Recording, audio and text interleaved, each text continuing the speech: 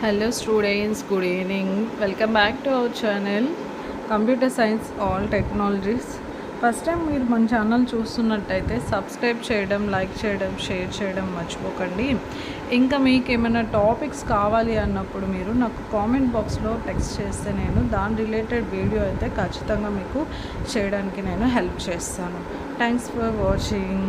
Today we discuss about introduction of DBMS. DBMS అంటే database management system.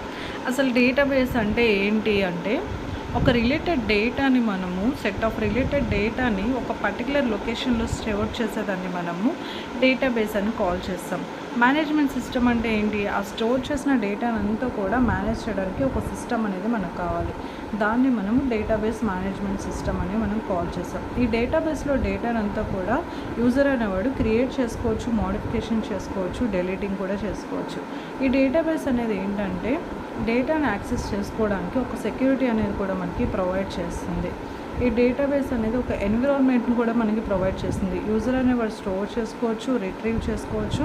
డేటాని ఒక కన్వీనియంట్గా అండ్ ఎఫిషియెంట్ మేనర్లో మనకి యూజర్కి అనేవాడు ఈ DBMS యూజర్కి ప్రొవైడింగ్ అనేది చేస్తాడనమాట ఈ డేటాబేస్లో. ఇలాగ మనము డేటాబేస్ని యూజ్ చేసుకోవచ్చు. ఈ డేటాబేస్లో మనకి ఏంటంటే సమ్ కీ ఫ్యూచర్స్ అనేవి కూడా ఉన్నాయి. అవి ఏంటంటే డేటా మోడలింగ్.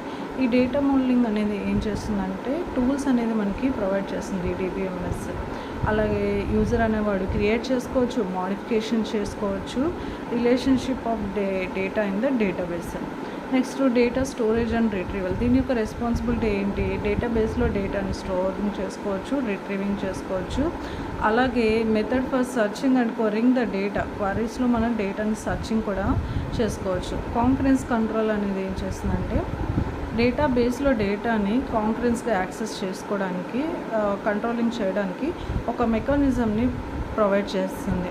అలాగే మల్టిపుల్ యూజర్స్ అనేవి కూడా ఏంటంటే వితౌట్ కాన్ఫ్లిక్ట్స్తో మరి డిఫికల్ట్ లేకుండా ఈచ్ అండ్ ఎవ్రీ వన్ కూడా అదర్స్ కూడా మనకి ఈ డేటాని యాక్సెస్ చేసుకునేలాగా కాన్ఫరెన్స్ కంట్రోల్ ఒక ఫ్యూచర్ని మనకి ప్రొవైడ్ చేస్తుంది. Data integrity and security. ఇది ఏం ప్రొవైడ్ చేస్తుందంటే ఒక సెక్యూరిటీ కన్స్ట్రైన్స్ని మనకి ప్రొవైడ్ చేస్తుంది. ఒక కంట్రోల్లో డేటాని యాక్సెస్ చేసుకోవచ్చు. అలాగే ఒక డేటాని యాక్సెస్ చేసుకోవాలి డేటాబేస్లో అంటే సమ్ రిస్ట్రిక్ట్తో ఆ డేటాని యాక్సెస్ చేసుకోవచ్చు. Backup and recovery. Some softwares ఏంటంటే బ్యాకప్ అండ్ రికవరీని ప్రొవైడ్ చేయరు మనకి. ఈ DBMS అనేది ఏంటంటే బ్యాకప్ అండ్ రికవరీని ప్రొవైడ్ చేస్తుంది. సమ్ టైము సిస్టమ్స్ అనేవి మనకి ఫెయిల్యూర్ అయినప్పుడు డేటాని అంతా కూడా మనం లాస్ అవుతాం. అలా లేకుండా ఏంటంటే ఈ DBMSలో బ్యాకప్ చేసుకోవచ్చు, రికవరీ కూడా చేసుకోవచ్చు మనము. నెక్స్ట్ DBMS అనేది ఏంటంటే 2 టైప్స్గా క్లాసిఫైడ్ చేయబడింది. అది ఎలా అంటే రిలేషనల్ డేటాబేస్ మేనేజ్మెంట్ సిస్టమ్ ఒకటి, non relational database management system. Relational database management సిస్టమ్ని మనం షార్ట్ ఫామ్లో RDBMS అంటాం. నాన్ రిలేషనల్ డేటాబేస్ మేనేజ్మెంట్ సిస్టమ్ని NoSQL ఆర్ నాన్ SQL అని మనము కాల్ చేస్తాం. ఇలా DBMS అనేది 2 టైప్స్గా క్లాసిఫైడింగ్ అనేది మనకి చేయబడింది అనమాట. RDBMS అంటే ఏంటి? డేటానంతా కూడా మనకి ఒక టేబుల్లో మనం ఫామ్ చేసుకోవచ్చు. టేబుల్లో ఏముంటాయి మనకి సెట్ ఆఫ్ కాలమ్స్, రోస్ అనేవి మనకి ఉంటాయి. Each other primary and foreign key primary and foreign కీతో రిలేటెడ్ అయి ఉంటాయి. నాన్ SQL అని కూడా మనం కాల్ చేస్తాం. ఇలా ఇది ఏంటంటే ఒక కీ వాల్యూ పేర్తో దీన్ని ఫామ్ చేయబడుతుంది. RDBMS అయితే ఎలా ఫామ్ చేయబడుతుంది? మనకి టేబుల్లో ఫామ్ చేయబడుతుంది. ఇదైతే కీ వాల్యూ పేరుతో ఫామ్ చేయబడుతుంది.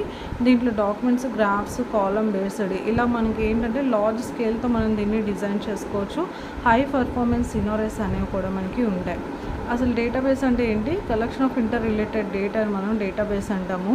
ఇది ఎలా హెల్ప్ చేస్తుందంటే ఎఫిషియెంట్గా రిట్రీవల్గా డేటాను మనం ఇన్సర్ట్ చేసుకోవచ్చు, డెలీట్ చేసుకోవచ్చు. DBMSలో డేటాని మనం టేబుల్లో ఆర్గనైజ్ చేసుకోవచ్చు, వ్యూస్లో, స్కీమ్స్లో, రిపోర్ట్స్లో మనం ఆర్గనైజ్ చేసుకోవచ్చు. ఫర్ ఎగ్జాంపుల్ మనం యూనివర్సిటీ డేటాబేస్ తీసుకుంటే ఒక డేటాబేస్ని మనం ఎలా డిజైన్ చేస్తామంటే యూనివర్సిటీ డేటాబేస్ని మనం డిజైన్ చేయాలంటే మనకి ఏమేమి కావాలి? స్టూడెంట్స్ కావాలి, ఫ్యాకల్టీ కావాలి, అడ్మిన్ స్టాఫ్ కావాలి.